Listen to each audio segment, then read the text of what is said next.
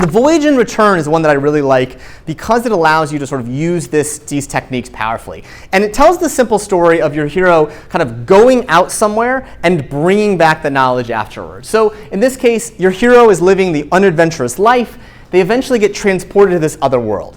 Now, think of this a little bit as Alice in Wonderland is a good example. This one, they're transported to this other world, and they explore it. They're kind of excited about it, but they start to feel uncomfortable. They feel like they shouldn't be here. They're kind of like not in the right place, and then eventually they get confronted by darkness. Remember, think back to Alice in Wonderland. Think when the evil queen confronts her. She's at that place, and again, you're nervous for her, but finally she escapes. She does something different, and she's able to return home the wiser and bring this home. Now, that's kind of the story arc behind it. Now, you may be thinking again, Eric, my characters are not going to go off to some fantastical world in that way. How does this actually work? Well, imagine this slightly differently. Imagine that your hero tells the story of how they traveled somewhere. Maybe they went abroad to a conference, or maybe they worked in another office, or they took another job. They did something different than what they were doing, and they brought that back. So one of my favorite stories is an individual who, in her book, talked about her character that she was profiling for the story, about how one of the most seminal moments in his life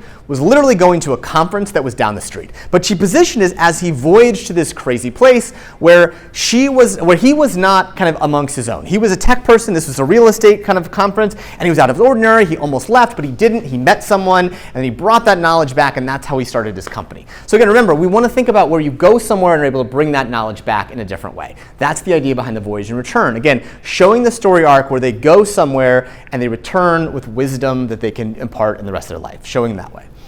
And again, particularly when you can show this being able to step out of comfort zones. Again, going off to college, going off to a conference, even going and meeting someone at a restaurant that you've never met before. Those can be the ways you can use this in that way.